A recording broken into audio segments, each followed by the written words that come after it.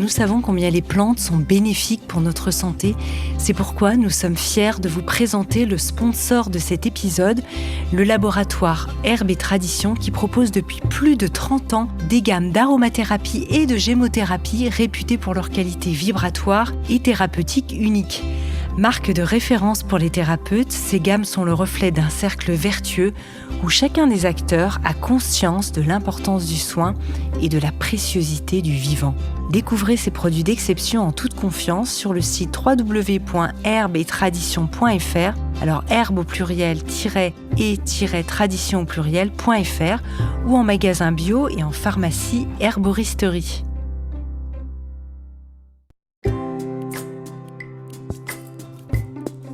Bienvenue dans notre 5e série Ma santé au naturel, en compagnie du Dr Charrier, médecin généraliste formé à la phytothérapie clinique qu'il enseigne en France et à l'étranger depuis 2003. Il est expert et enseignant en endobiogénie qui favorise une médecine préventive et intégrative plus à l'écoute des patients. Il est aussi cofondateur de l'IEMPI, l'Institut d'endobiogénie, et auteur de ce nouveau livre Mes remèdes phyto au quotidien aux éditions Erol, en partenariat avec Métamorphose, qui est le livre tiré de cette série culte du podcast, pour retrouver tous ses meilleurs conseils de santé au naturel, mais également auteur de ce nouveau livre, Les bienfaits insoupçonnés de l'argile, avec le professeur Michel Rotureau aux éditions Erol également. Alors tous ces conseils de santé ne remplaçant évidemment pas vos consultations et suivis habituels avec votre médecin traitant. Métamorphose, le podcast qui éveille la conscience. Pour cet épisode, nous vous révélerons nos remèdes phyto, les remèdes les plus efficaces pour soigner cette maladie qui survient lorsque l'on commence à vieillir. Et bien entendu, vous l'aurez reconnu, je parle de l'ostéoporose. Bonjour et bienvenue, Dr Jean-Christophe Charrier aujourd'hui. Bonjour Anne, bonjour à vous tous. Alors, est-ce qu'on parle d'ailleurs de maladie quand on parle d'ostéoporose ? Que je l'ai dit comme ça, mais j'étais même pas sûre de moi. Alors, c'est pas vraiment une maladie. C'est un vieillissement prématuré, on va dire plutôt, de l'os chez les personnes qui souffrent d'ostéoporose. Et avant ça, il y a l'ostéomalacie qui est une baisse de cette minéralisation, et puis après on rentre dans l'ostéoporose. C'est pour ça que vous avez des examens, parfois vous avez des courbes qui sont dessinées et qui descendent ces courbes, et puis vous avez des petits points dessus. Et si la courbe descend, c'est parce qu'avec l'âge, on perd de la minéralisation, on perd de l'os. Alors justement, est-ce que c'est forcément lié à une fracture osseuse ? Comment est-ce qu'on s'aperçoit finalement qu'on a de l'ostéoporose ? C'est probablement peut-être aussi héréditaire, on va tout savoir, vous allez tout nous dire. En fait, on ne s'en aperçoit pas qu'on a de l'ostéoporose parce qu'on a pas mal. Et le seul signe de l'ostéoporose, c'est une fracture sur une chute qui ne méritait pas fracture. C'est ça. Voilà, donc Par exemple, on s'est cogné de manière un peu anodine et ça a fait un gros truc. Voilà, où on tombe, on se rattrape avec le poignet et on se casse le poignet alors qu'on n'aurait pas. Donc c'est beaucoup de personnes qui promènent le chien, par exemple, et le chien tire un peu trop, on chute et paf, on se casse le poignet. Ou le chien vous bouscule et on tombe sur le côté, on se casse un col du fémur alors que normalement on ne devrait pas se le casser. C'est des os solides, ça, normalement. Le facteur héréditaire est important ?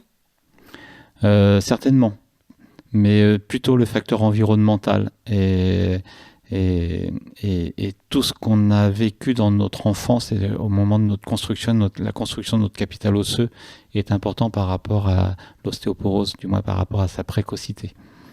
Est-ce qu'il y a des facteurs aggravants ? Je pense par exemple chez les femmes à la préménopause ou pas forcément Alors, il y a une multitude de facteurs qui rentrent en jeu.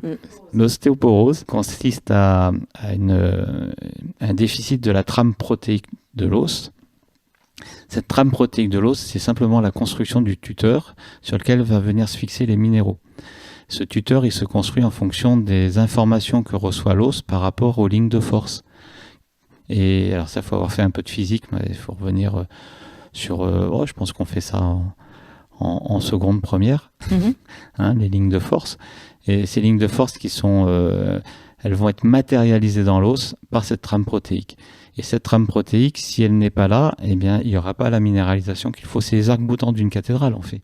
C'est les arcs-boutants qui donnent la structure, enfin, du moins qui donnent la capacité au mur de ne pas s'écrouler s'il y a un tremblement de terre ou des choses comme ça. Donc, la trame protéique de l'os, ce sont des arcs-boutants.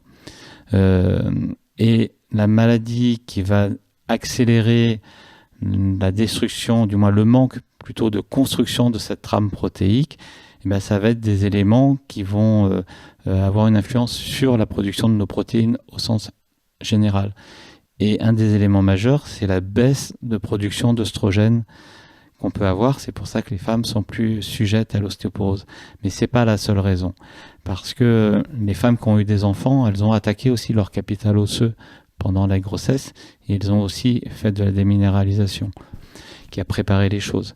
Et puis les personnes qui ont eu des carences alimentaires dans l'enfance vont commencer leur vie avec un statut qui va être moindre. Donc ils vont aussi avoir du mal à rattraper le manque de réparation osseuse. Voilà. Et il y a 2 types d'ostéoporose aussi. Il y a l'ostéoporose des os longs, qui va surtout entraîner ces fractures au niveau du col du fémur, qui peuvent être très problématiques. Et puis il y a l'ostéoporose des vertèbres, qui est une sorte d'os spongieux, comme on dit, où là on va avoir des écrasements comme une meringue qu'on écrase tout petit à petit. Et ça, c'est les gens qui vont commencer à se plier en deux et qui vont avoir parfois des douleurs de dos par rapport à la suite d'un effort, mais une douleur qui persiste, parce qu'en fait, c'est une fracture vertébrale qui a eu, un écrasement qui s'est fait de la vertèbre. Et parfois, ça passe de façon complètement anodine, et c'est à l'occasion de radio qu'on se rend compte qu'il y a eu 2, 3, 4 vertèbres qui ont été tassées. Et donc là, c'est plutôt de l'ostéoporose et pas forcément des rhumatismes? Ça n'a rien à voir, mais les deux peuvent être associés. D'accord. Donc là, les médecins font bien les différences, j'imagine, le en voyant les va faire radios. mal, l'ostéoporose ne fait pas mal, mais il peut transformer notre posture, parce qu'on va abîmer nos vertèbres, et il peut passer souvent inaperçu, sauf quand l'écrasement de meringue est beaucoup trop fort, et que là, bien sûr, on a une douleur de fracture. Mais globalement, tant qu'on n'est pas dans la fracture, on n'a aucune douleur à cause de l'ostéoporose. C'est ça son côté pervers, on va dire, de cette problématique. Est-ce qu'on a intérêt, qu'on sache ou pas si on fait de l'ostéoporose, si on n'a pas encore eu ce fameux accident qui nous dit « Ah, il y a peut-être un soupçon », à renforcer le terrain pour prévenir l'ostéoporose? Oui, parce que c'est une maladie de la sédentarité. Donc déjà, il faut lutter contre la sédentarité. Donc il faut impacter le sol avec nos pieds. C'est ça qui va informer par ces vibrations notre squelette. Et c'est ce qui va stimuler la production de cette trame protéique là où les lignes de force vont être mises en évidence. Et si vous restez sédentaire, évidemment, vous allez vous déminéraliser là où il ne faut pas. Donc l'activité physique, elle est vraiment importante. Mais aussi l'activité musculaire. Parce que c'est parce que vous aurez une bonne musculature de tout votre rachis que vous ne ferez pas d'écrasement de vos vertèbres, même quand il y aura une sollicitation et même si elles sont fragilisées. Donc les haubans qu'il y a tout autour de notre colonne vertébrale qui est un mât articulé, tout ce haubanage musculaire, il doit être vraiment tonique et renforcer les choses. Donc l'activité physique est primordiale. Notre vie est une vie de sédentaire. Les nomades ne font pas d'ostéoporose. Alors moi j'ai une amie quand même, c'est le contre-exemple, mais il y a toujours l'exception et certainement qui nous écoutera volontiers parce que je sais qu'elle fait de l'ostéoporose. C'est une très très grande marcheuse, randonneuse qui fait aussi beaucoup de yoga. Donc on a l'impression comme ça qu'elle cocherait toutes les cases pour ne pas être candidate à l'ostéoporose. Et oui, et là il y a le facteur génétique qui rentre en jeu et la fragilité individuelle aussi. Et là il faudrait voir toute son histoire pour savoir pourquoi elle est dans cette déminéralisation. Parce qu'il ne faut pas oublier que le squelette, c'est pas qu'une charpente qui nous maintient, c'est aussi notre réservoir en calcium et qu'en permanence vous avez des cellules qui s'appellent les ostéoclastes qui viennent détruire la structure osseuse pour libérer dans la circulation du calcium.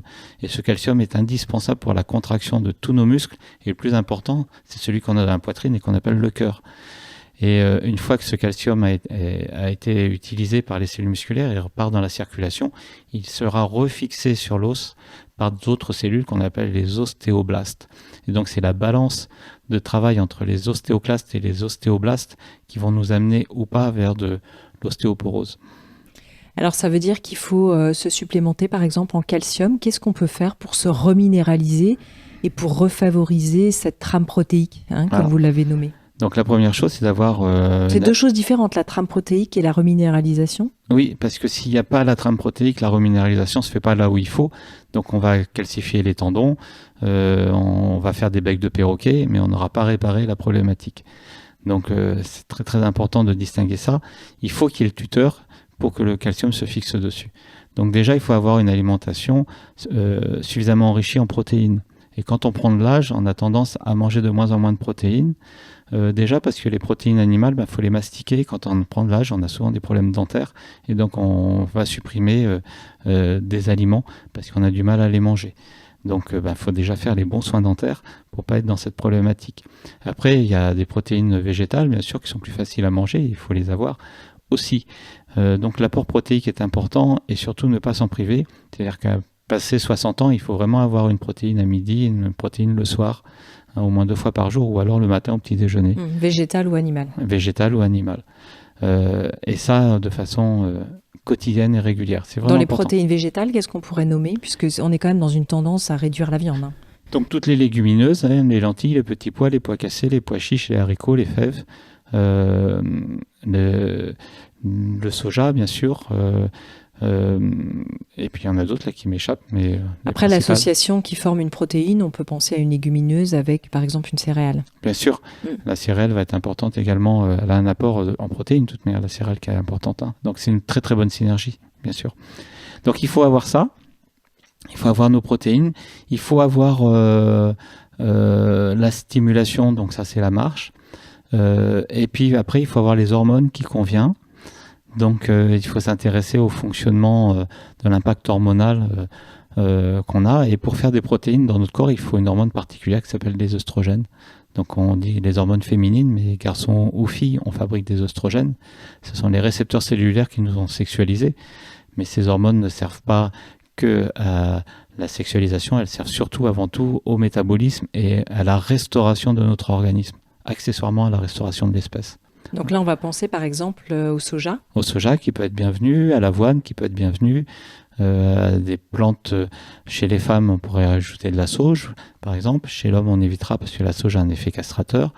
On peut utiliser des plantes de stimulation adaptative comme le laiteurocoque, comme la rhodiole, qui sont des plantes qui vont nous dynamiser dans ces dynamiques-là. Et puis après, de façon purement symptomatique. Alors, elles ne sont pas neutres quand même, c'est parce que c'est vrai qu'avoir un apport œstrogénique, on sait que ça peut aussi être délétère chez certaines personnes. Oui, dans tous les terrains qui sont précancériniques ou s'il y a eu un cancer, on évitera ces plantes-là, bien évidemment. Et le soja plutôt fermenté, c'est-à-dire comme le consomment les Asiatiques, comme plutôt le consomment les Asiatiques, voilà, sous forme de, par exemple, je pense au lait de soja ou au yaourt de soja dont on a peut-être tendance à abuser et qui sont moins digestes. Tout à fait. Vous avez raison, Anne, il faut vraiment préciser ça. On a extrapolé beaucoup de choses sur le soja en se référant sur les populations asiatiques, mais il faut consommer le soja qu'eux consomment et la façon dont ils le préparent, parce qu'en fait, c'est cette fermentation qui donne aussi des pouvoirs intéressants à cette plante, qui est une légumineuse, si je ne me trompe pas. Et donc, cet apport, il est vraiment important. Et de façon symptomatique, on peut aussi apporter 2 choses majeures, qui est la silice.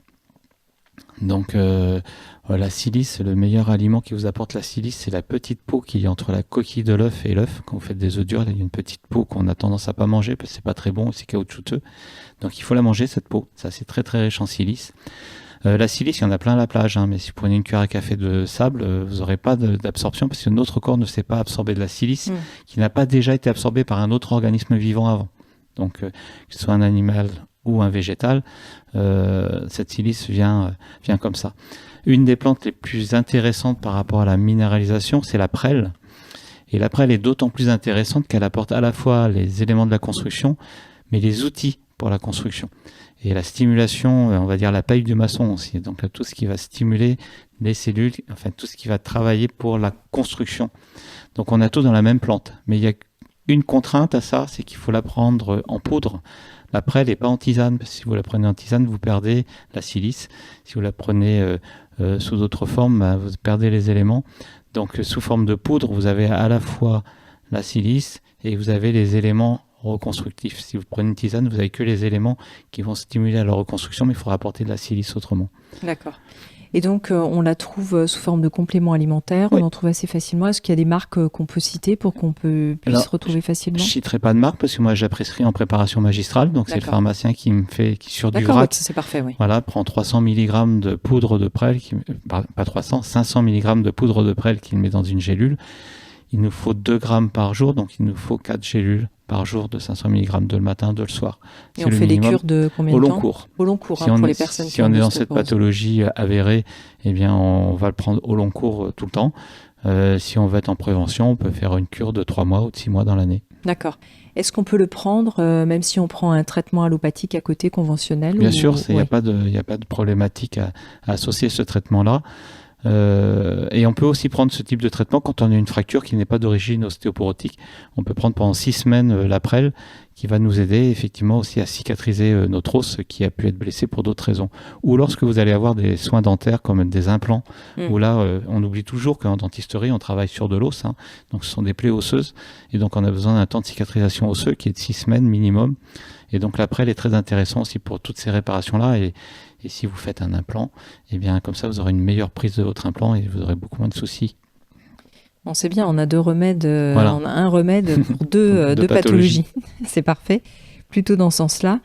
Du côté des plantes, j'ai regardé, j'ai fait des petites recherches comme ça, j'ai vu en gémothérapie l'érel, la ronce, séquoia. Est-ce que vous les connaissez particulièrement? Oui. Pour l'ostéoporose? Le séquoia, j'utilise beaucoup dans le terrain cancérinique justement parce qu'il a une action protectrice. Il a une action régulatrice de l'impact des œstrogènes, donc les excès d'œstrogènes vont être tempérés par le séquoia. Donc on ne va pas le donner à n'importe qui, parce que ceux qui sont déjà en manque d'œstrogènes, on ne va pas forcément choisir cette plante-là. Moi, ce que je mets en gémothérapie, c'est le chêne pédonculé, Quercus pedonculata, qui est une plante qui stimule les ostéoblastes.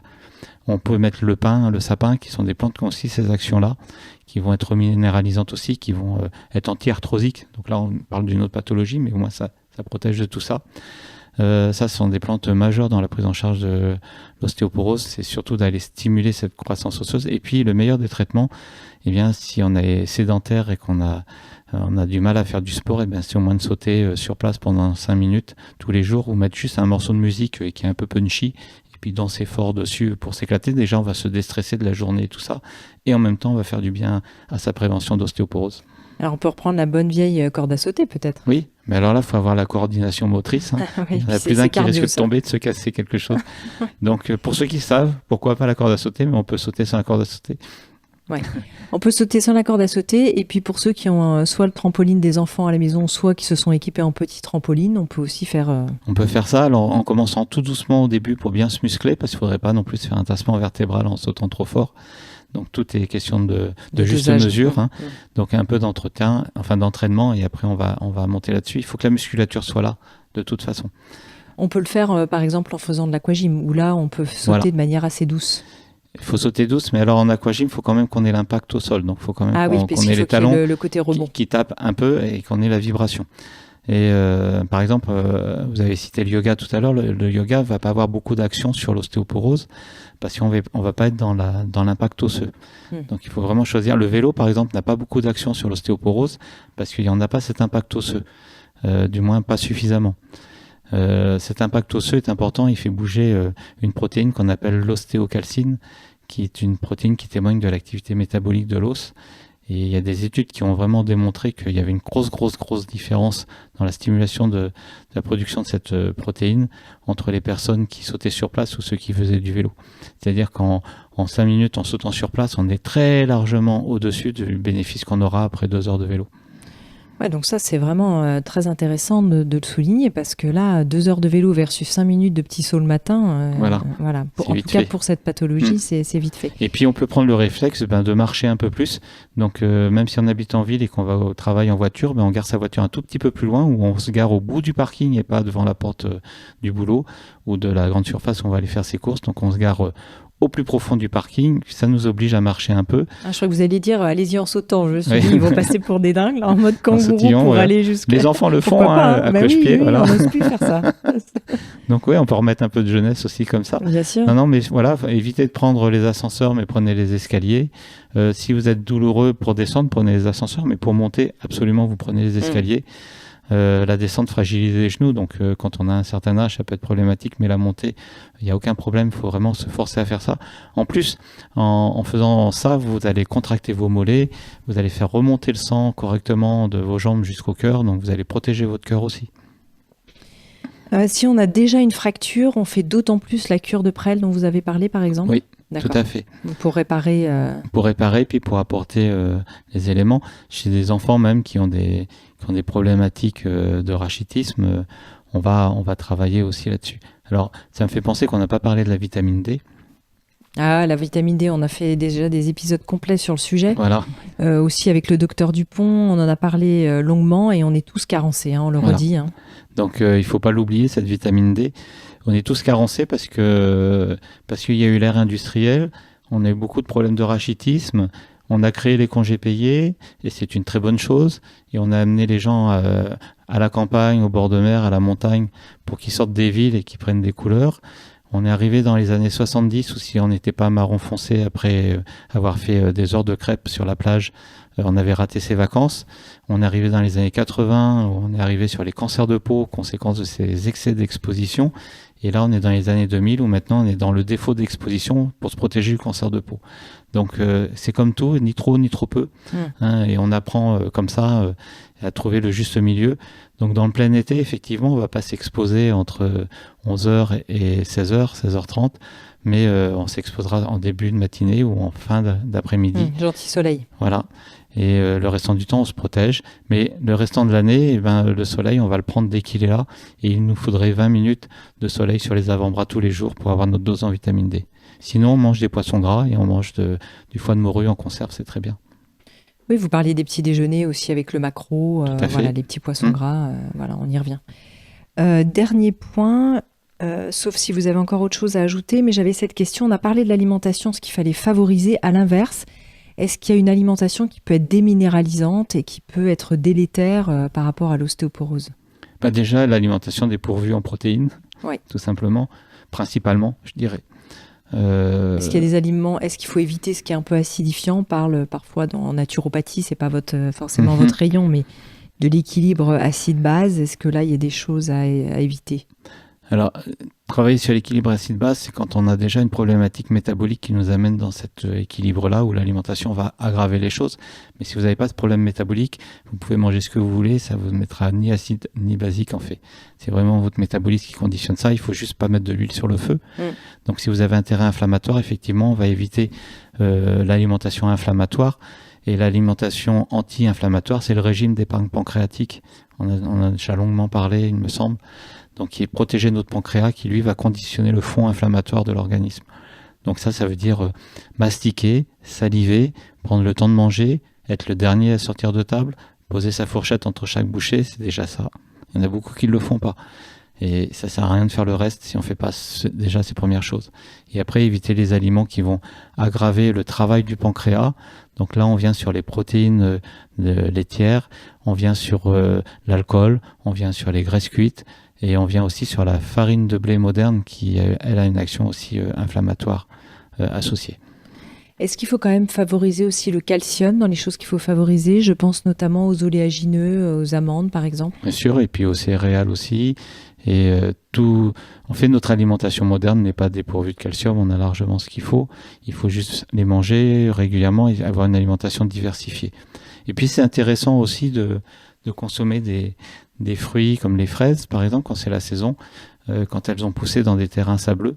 Elles vont être aussi beaucoup plus riches en silice que les fraises qui sont poussées dans d'autres terrains, si ce n'est hors sol. Mais là, pour qu'il y ait un effet, il faut vraiment manger des grosses quantités, faire des cures. Il faut en manger suffisamment, on va dire. Oui. Alors, il y a la cure de fruits rouges qu'on peut mettre en place au mois de juin, quand on a cette fragilité qui peut être très bienvenue, en mettant beaucoup de fraises dedans. C'est vrai, quand on parle d'ostéoporose, on associe tout de suite au calcium. Oui. Donc le calcium, comment est-ce qu'on va le chercher ? Amandes, oléagineux, on reste quand même dans l'alimentation, dans ce qu'on peut trouver. Et puis cette cure de prêle. Tout à fait. Oui. Tout à fait. Ok, écoutez, je crois qu'on a fait un bon petit tour. Est-ce qu'il y avait autre chose que vous aviez envie d'ajouter dans des conseils ? On a fait le tour au niveau sportif, au niveau d'hygiène de vie, alimentation, les plantes à favoriser ou les substances ? Oui, en substance, mastiquer bien et puis bouger. Voilà, merci. Merci infiniment, Dr Charrier. On se retrouve très bientôt. Si vous avez aimé ce podcast, n'hésitez pas à lui donner 5 étoiles sur Apple Podcast et surtout abonnez-vous pour ne manquer aucun épisode. Découvrez mes invités en avant-première sur Instagram à l'adresse Métamorphose Podcast et abonnez-vous aussi gratuitement dès maintenant à la newsletter Métamorphose pour être au courant de nos conférences, ateliers et de nos dernières actualités. Pour ça, rendez-vous sur notre nouveau site www.métamorphosepodcast.com. Métamorphose, le podcast qui éveille la conscience. Par Anne Guéquière, tous les lundis et jeudis, dès 7h.